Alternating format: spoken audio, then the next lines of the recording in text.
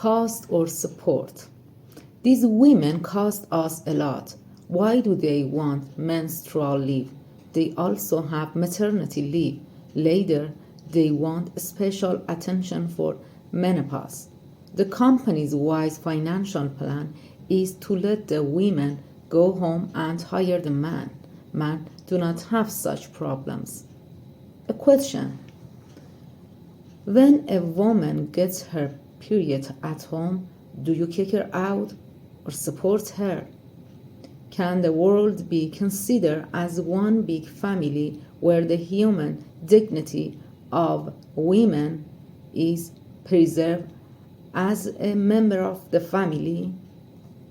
If menstruation was a male thing, there was a specific policy about it years ago in relation to the workplace, and this is despite the fact that for years women employees have been showing us in the workplace at the peak of body pain. In response to the question of their male colleagues and managers, women say that they have a headache or have some other problem. Investing in women's health is smart and at the same time ethical because working women make up at least 40% of the workforce in more than 80 countries of the world. Many countries have realized the fact that the existence of a happy and healthy society depends on active and effective women in the society. One of the biggest challenges for women in the workplace in the period of menstruation, because during this period, women face disturbing physical, psychological, and behavioral changes due to hormonal changes. Giving period leave to women in this era is considered an investment in the field of mental health for women.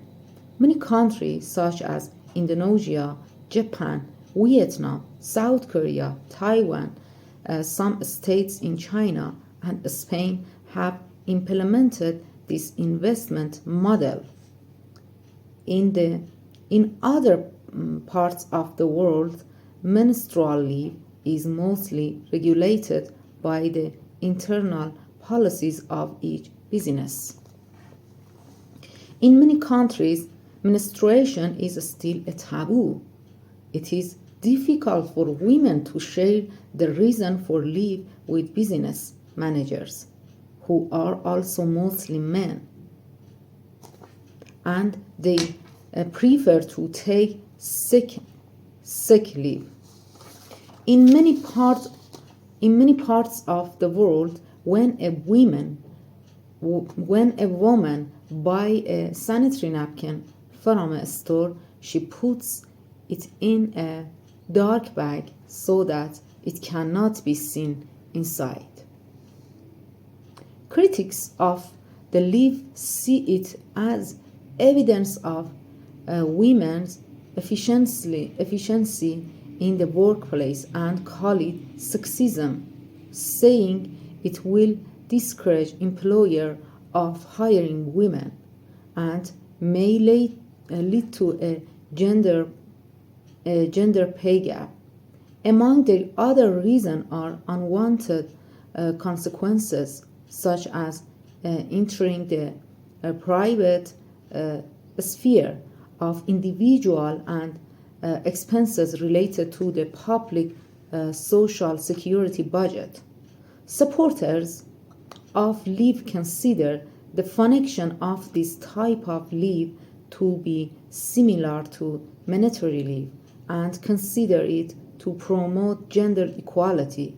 They say that publicizing the topic of periods will remove the taboo of painful periods and create real equality between women and men in the workplace.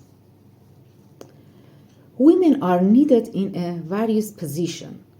The male-dominated atmosphere in the workplace, the of dismissal or non-renewal of the contract, or the worry of physical inspection by companies have caused many women to give up taking period leave.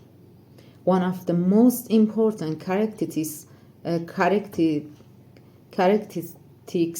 of the menstrual leave law should be to emphasize the importance of the life experience of women and teenage girls and their human dignity, and to emphasize the need for equal human treatment of women, because period pain reduces a woman's productivity at work and education by almost 9 days a year. The shame caused by period due to the increase in ridicule of women and calling those who use this holiday sentimental has caused many to avoid taking leave. Hiding menstruation reinforces the belief that you should be ashamed of having it and avoid being in the workplace to keep it private. This may have the negative consequences of sexism, discrimination, shame and violence. Judgment and discrimination prevent equal access to menstrual leave. Not all people who experience menstruation are women. Therefore, fair policies should include queer people as well. Solution: having a midwife at work. Government support for businesses by having loans or statutory benefits. Examination of period-related products from goods and services tax. Provision of free sanitary pads by the government. Designating a national action plan to expand endometriosis treatment. Flexible working days and hours. 12 additional paid vacation days per year. Using menstrual management applications for personnel. Ordering the work in the days before menstruation and reducing the work pressure in the days of menstruation. The possibility of remote work. Teaching anti-discrimination laws and changing and improving cultural attitudes and beliefs toward menstruation, challenging menstrual stigma in the workplace, the spread of benevolent sexism for women's reproductive rights in the future, availability of comfort rooms for short-term rest, the need to provide hourly leave for women during menstruation, preparation of menstrual bags including sanitary napkin, painkillers, chocolate, waste paper, and a spa bag. Providing hot drinks, equipping and adopting workplace sanitary services to comply with menstrual hygiene, notifying the employer of the possible need for leave in the days before menstruation, positive impact on non-binary and trans people, and creating a sense of security in them. The result: creating a culture of trust and goodwill between employee and employer, creating sufficient time needed for women's recovery, creating a respectable corporate image in work networks and public mind, and creating an attractive place to work, creating motivation and feeling of gratitude and commitment and loyalty of women to the organization after the end of menstruation period, increase performance and productivity, empowering women's workforce and distinguishing companies from other competing companies.